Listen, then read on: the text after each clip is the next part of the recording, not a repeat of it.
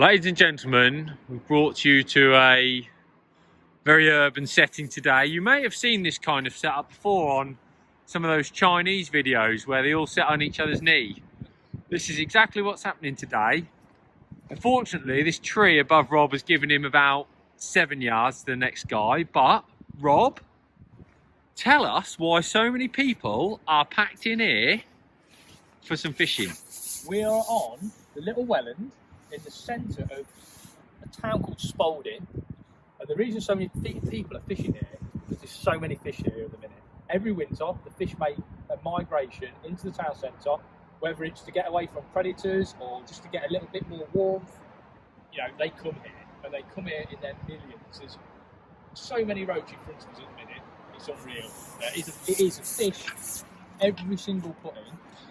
And today, we are filming our latest video. It is. That's probably a small one, isn't it? Yeah, it is a small one, mate, yeah. We're filming our latest video for the Edge. So today's fishing is all about the simplest of baits, bread punch. We've got some feed. Don't show them too much about what we're doing. I know. So we've got our feed. I know. And we've got our hook bait. We've got a couple of different feeds as well, haven't we? Rob, it's been really interesting. I mean, we are, you know, you're well into the session now. I'm finding it really interesting. I mean, the efficiency at which you're catching today has been absolutely brilliant. What is this? What is this for the camera? I'll hide that one. You definitely have not been catching fish of that stamp.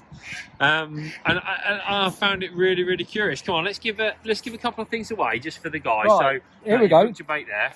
Here's one. Here's. We'll give it. So we do like two or three things. Yeah, go on. Give me two or three. Yeah. First thing, efficiency. So what we're going to do is, if you notice that I have my bread already in my punch.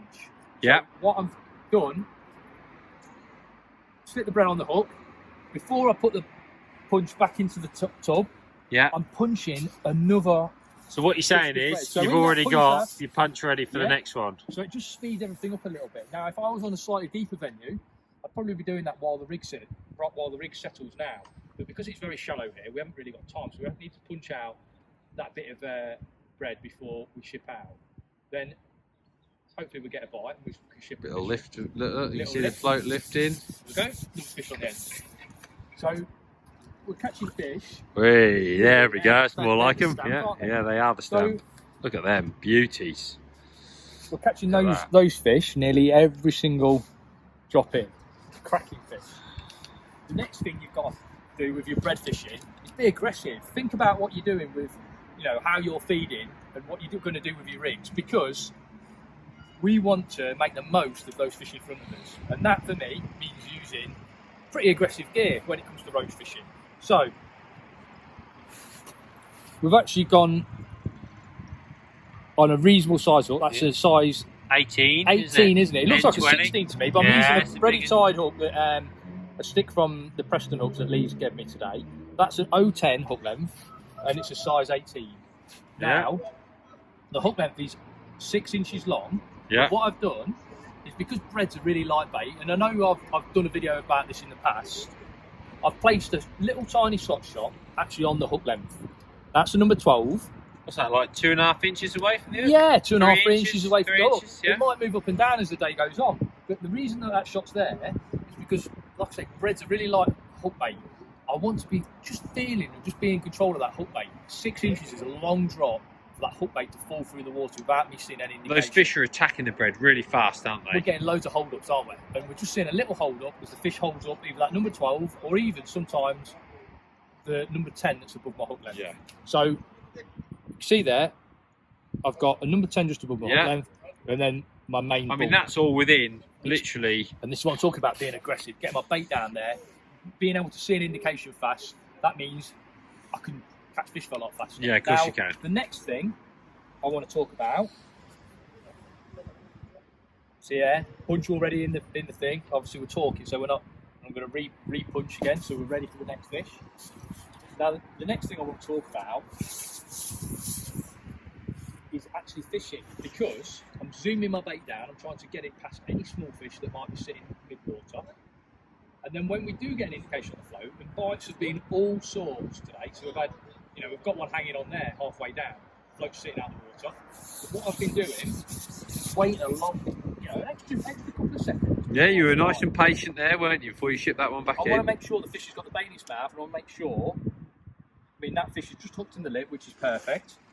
But I use my disgorger a hell of a lot. Yeah, you have, yeah. Because I'd rather use my disgorger on a fish that I've got in my hand than miss a bite or bump a fish because we've not given the fish time enough to take the bait down. Yeah. So for me, just slowing everything down increases your speed in the long run. So I'm going to punch that again. I mean, it's beautiful fishing, isn't it? Oh, mate, honestly, you're going to catch £30 of roach today. It's absolutely We won't insane. talk about the feeding and what we've done with the feeding. No, keep that for the guys on the because... on the edge platform. Okay, I was going to say, was he on the drop? like an F1 bike, that was, wasn't it? It was, wasn't it? So you can see it's popular. It's very popular. Lots of people like to come to these places in winter. It's a lovely sunny day. Don't know what the sun will be like back upstream, but look, there's Baz working hard as always. Go on, Baz.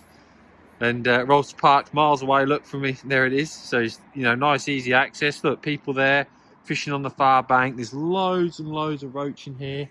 Loads of fish to go at, and these tactics have definitely made a difference for Rob today. I don't like to give him credit too often, but it's been mega impressive. Like big bags. Look, the puller's coming out. Look at the puller.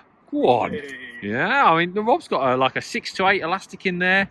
So, what's that, Rob? A 6-ouncer? Yeah, a big fish. 6 Yeah. ounces. 6 ounces. I mean, what weight do you think we've got there? You were pretty good at weight. I'm saying we're currently 3 hours in, and I'm saying there's a definite £20 in your net for definite. I would have said 15. Yeah, I know it's definitely 20. The stamp is really good, Rob. Really good. And we've done things today which have increased that stamp massively out there because we've talked about different feeding, different rigs that have transformed the day from being okay. We probably could have ended up with maybe £10 a fish to maybe we're on target for £30 a roach. No, this is. I expect this to be with the stamp of fish that you've been catching. I'm saying £30 is on the cards, which for a winter's day's roach fishing, you can see why it's so popular. You can see why so many people have come here.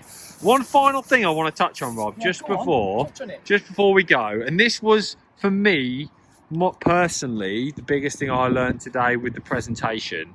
And that is that short line between your pole tip and your float. Should we talk about the short line? Well, I don't want you to go into too much depth because I know our great subscribers will love the video. But the reason is, right, I want you to just tell us why you've got such a short line like a commercial angler. Give me an insight into why that might be. Right, we're only fishing very short today, so there's no need to worry about having a long line because the pole's waving around over the top of the float with the wind.